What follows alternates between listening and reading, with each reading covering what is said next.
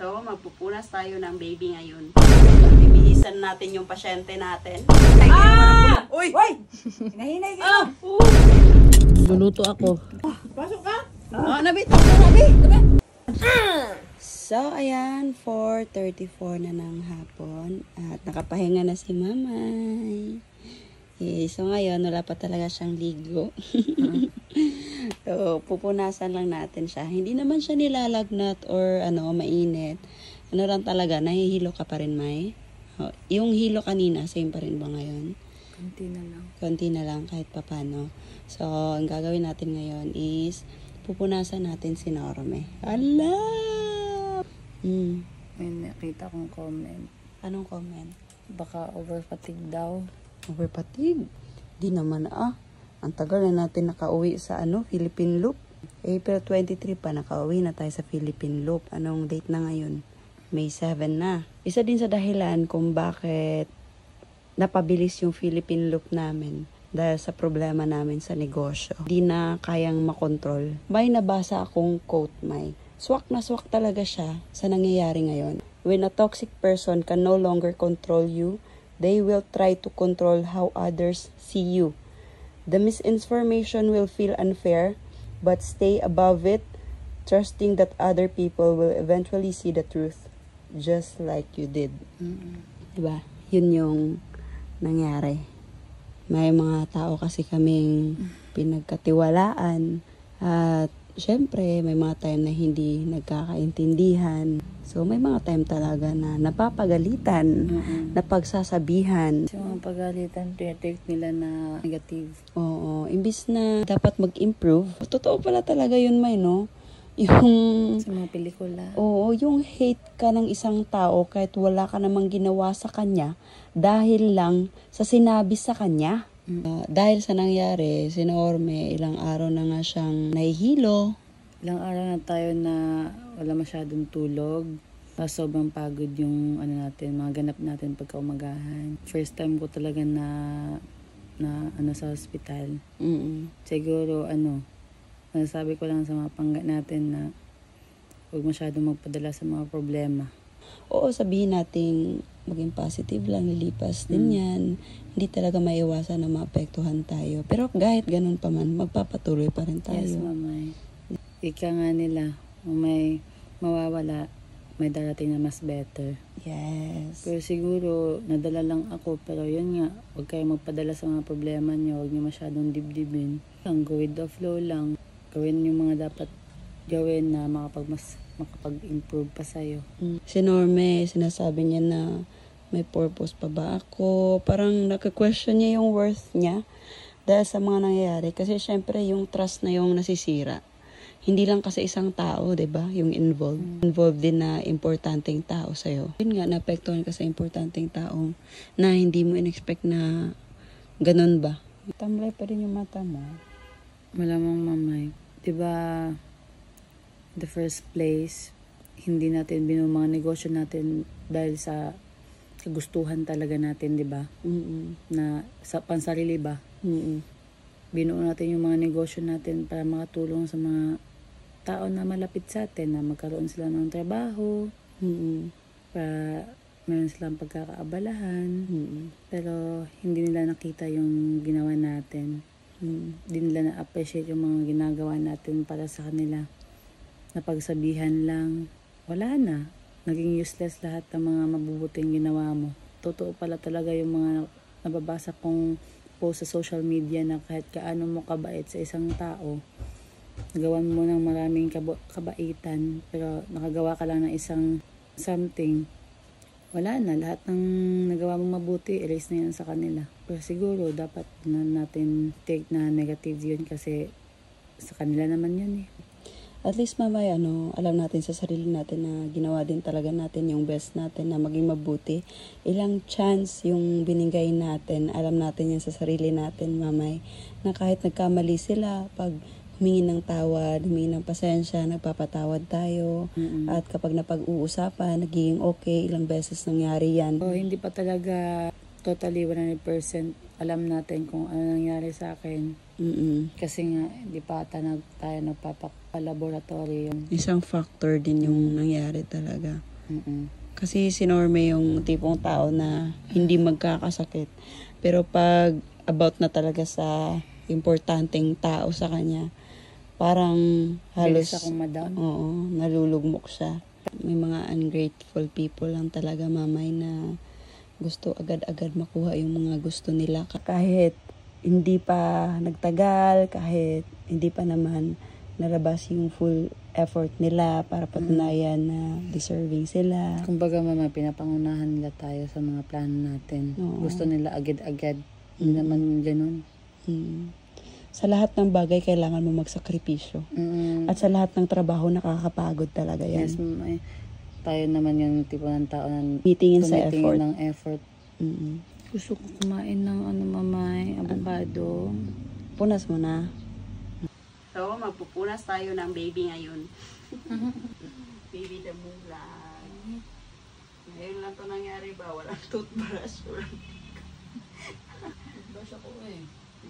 Kapon. Ba! Ma'am, Ha? Well, motor na.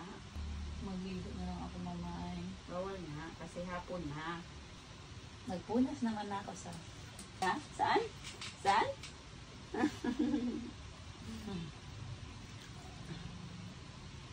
Yan. Mag-aalaga tayo ng bata ngayon. Kamay, kabilang kamay. Ito yung iisipin nyo na pag nagkakasakit, sobrang hirap talaga. Kaya alagain mo din yung sarili niyo. Kaya masyadong pa-stress. Kasulad na sinasabi ko palagi ka, Norme. Yung problema palagi yan. Depende talaga yan kung paano. Kagabi nga sinasabihan ko siya. Kaso dahil na sa nangyari, parang nasa point siya kagabi na parang ayaw niya makinig. Huwag mo ko sermonan. Tapos umiyak siya. Parang hindi na niya maintindihan kasi hihilo siya. Tapos may problema pa. Walang ganun ba? Parang naghalo-halo na. Tutorial, how to punas baby. How to punas baby damulag. Kanina nakakain na din si Norman ng rice. Tsaka nakainom siya ng gamot na nireseta ng doktor. Ngayong gabi papakainin din natin siya ng madami. Madumi. Oh, tignan mo na yung color, oh. Ano ibig sabihin pag nag-iba yung color? Milo. Milo. Ibig sabihin, ang dami mo ng libag. Brown kasi ako, May. Natatanggal ng kulay. Natatanggal yung kulay ng ano? Ng skin ko. Yan, tapos na natin siyang punasan at ngayon, bibihisan natin yung pasyente natin. Sando lang daw siya para daw hindi mainit. Basta ano nang lalo ko. Hinihilo ka pag na ano yung ulo mo. Basta Basta ganun. Sige. 1, 2, 3.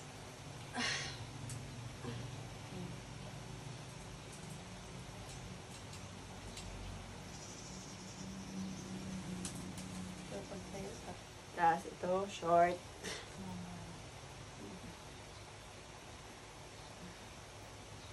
Ihi lang ako. Ihi ka?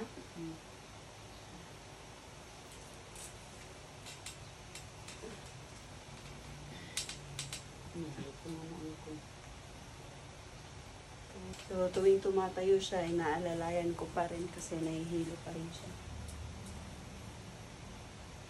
Kain ka, abokado? Napabangon siya dahil sa prutas. Ito lang kaligayahan ng pasyente natin. Okay na ako.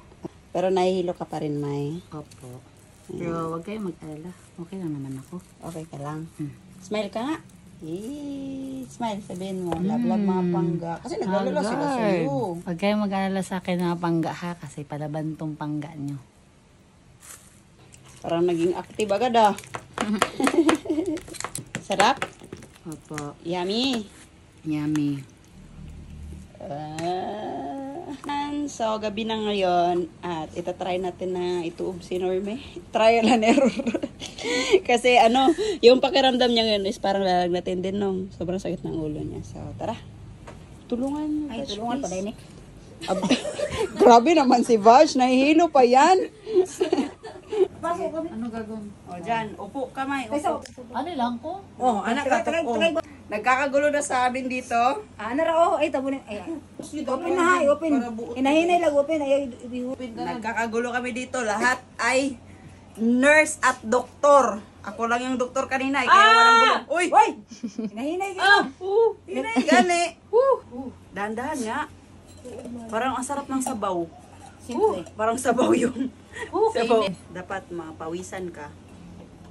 Uy, ginuo ko. Ay, dahan-dahan nga. Ayaw niya pa naman sa mga mainit. Si Norme yung tao na mahilig sa malamig talaga. At ako yung mahilig sa mainit. So, ayan. Sacrifice talaga ito ngayon. Ito bang badge? Mama katong sutanghon. Open mo nga, konti lang. Dapat ipatunga man ni muga. Ito nga sa kong nawong. Kasi mong sakang ba? Ay, mo apili mo lawas. Sa kong pipi. Sige, diyan na Ano ana. jud ga? Matuog talaga. Kasali na yan. Oh. Ayaw magbuhay. Init, Diyos mo. Ayaw nga i-open ng ano, Gamay lang ba? lahat. Konti lang. Magkanang kuan, puro aso jud kayo. Edit daw yung pet niya. Ayaw na ikuan. Sutanghon. Kay mas tiguan. Init kayo. Ganito yung batch video. Aga na to na yung tabon. Syaro di ka initan. Pwede man yan, di ba? Pwede yan, basta. Antusa. Sabi niya, Init yun na siya.